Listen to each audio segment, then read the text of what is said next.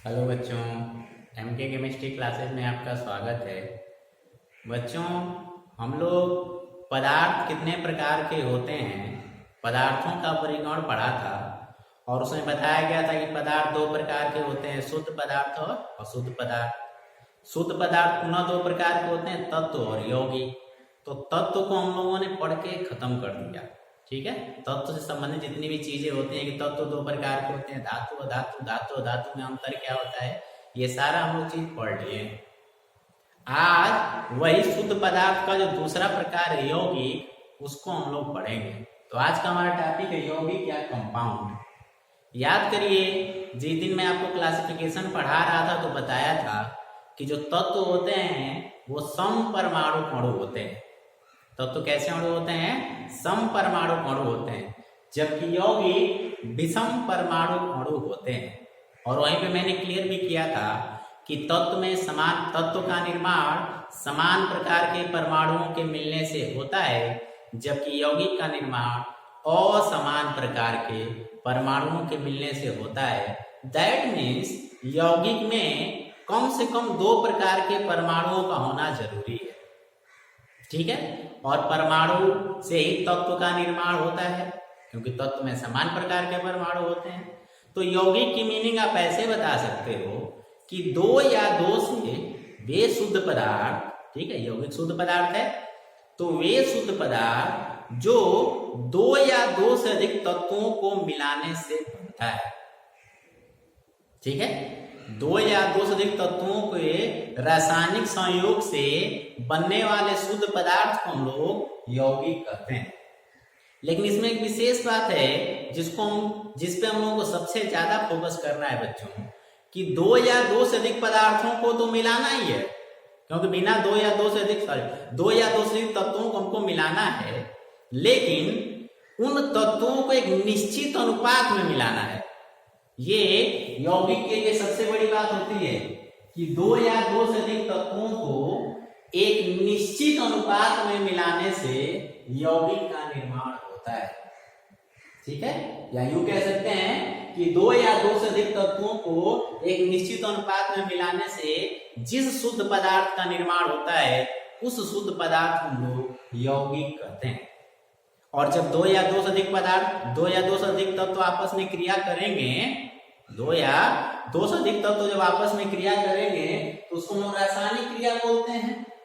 अर्थात यौगिकों का निर्माण दो या दो से अधिक तत्वों के निश्चित अनुपात में मिलाने से हुए रासायनिक संयोग से होता है।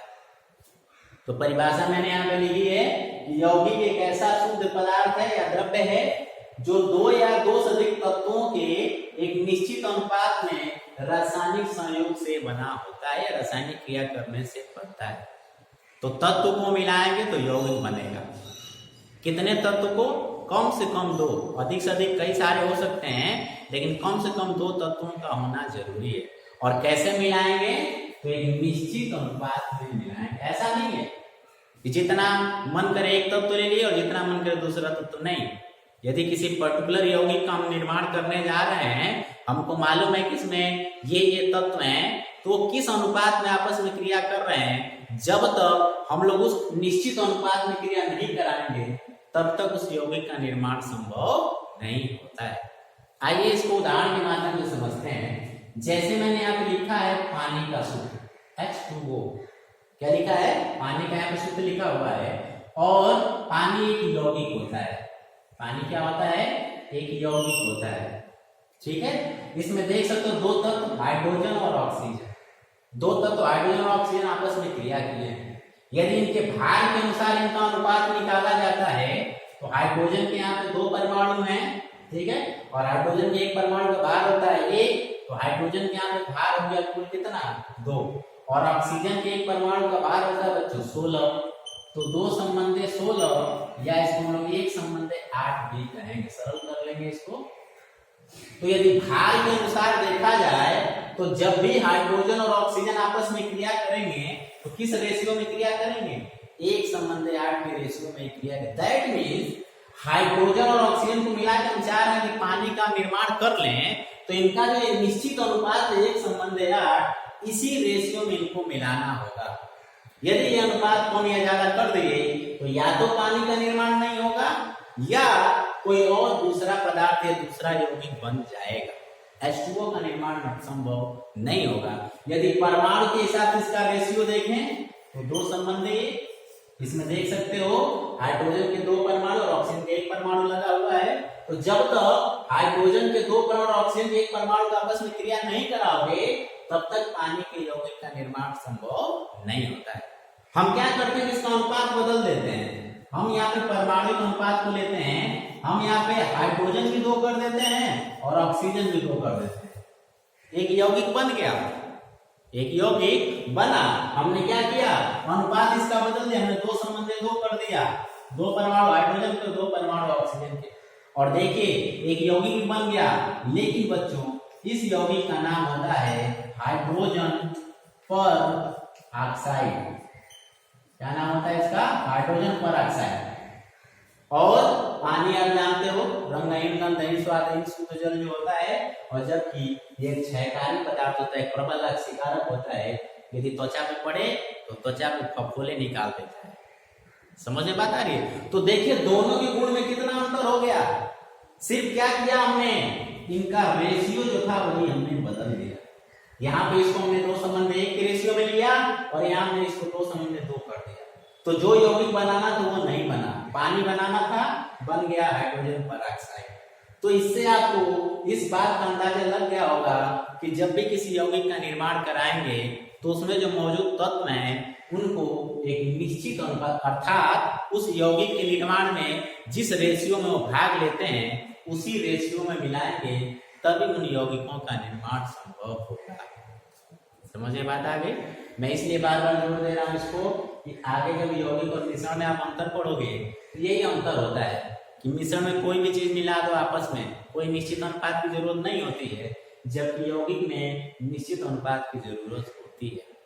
ठीक है, एक उदाहरण और ले लेते हैं। देखिए कार्बन मोनोऑक्साइड, परमाणु के हिसाब से इसका अनुपात कितना है, 1 संबंध 1, यानी 1 परमाणु कार्बन का और 1 परमाणु ऑक्सीजन का मिलाए हैं तो जाके कार्बन मोनोऑक्साइड का निर्माण हुआ है। यदि इस रेशियो को हम बदल दें, सुपर 1 संबंध 2 तो बन जाएगा CO2, और ये होता है कार्बन मोनोऑक्साइड, ये होता है कार्बन डाइऑक्साइड।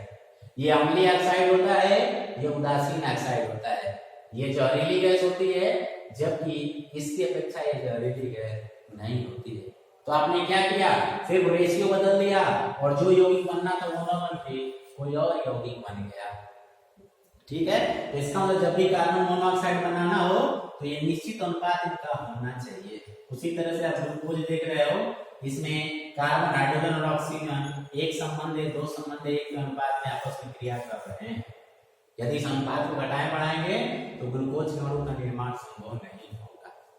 तो आई होप आपको यौगिक की मीनिंग समझ में आ गई होगी कि 2 या 2 से अधिक तत्वों को जब एक निश्चित अनुपात में मिलाते हैं तो क्रिया के फलस्वरूप, रासायनिक क्रिया के फलस्वरूप जिस पदार्थ का निर्माण होता है, जिस शुद्ध पदार्थ का निर्माण होता है, उसी शुद्ध पदार्थ हम लोग यौगिक कहते हैं। उदाहरण के माध्यम से आपको समझाया भी गया कि कैसे अनुपात बदलेंगे तो हमारा यौगिक भी बदल जाएगा, उसकी पूरी प्रॉपर्टी उसका पूरा गुण ही बदल जाएगा। इसकी परिभाषा आप नोट कर लीजिए। फिर हम लोग कुछ महत्वपूर्ण यौगिकों के अणु सूत्र और उनसे संबंधित अन्य बातों को जानेंगे। ठीक है, इसके अलावा एक चीज और भी जान लेते हैं। अभी मैं बता रहा था कि जो यौगिक होते हैं वो कैसे अणु होते हैं, विषम परमाणु। कैसे अणु होते हैं, विषम परमाणु अणु होते हैं। एक और बात कि यौगिक में मौजूद जो तत्व होते हैं इनको सामान्य रासायनिक विधियों द्वारा हम इनको अलग कर सकते हैं। जैसे पानी में हाइड्रोजन और ऑक्सीजन है, यदि इसका विद्युत अपघटन करा दें तो यह हाइड्रोजन और ऑक्सीजन में क्या हो जाएगा, टूट जाएगा। अर्थात पानी के यौगिकों में मौजूद जो तत्व होते हैं उन्हें हम सामान्य रासायनिक विधियों द्वारा क्या कर सकते हैं, उनको हम लोग पृथक कर सकते हैं। ठीक है, तो इन चीजों को आप नोट कर लीजिए। फिर हम लोग कुछ महत्वपूर्ण यौगिकों के नाम और उनके अणु सूत्रों को नोट कर लेंगे और उनको लिख के अपनी कॉपी में याद कर लेंगे।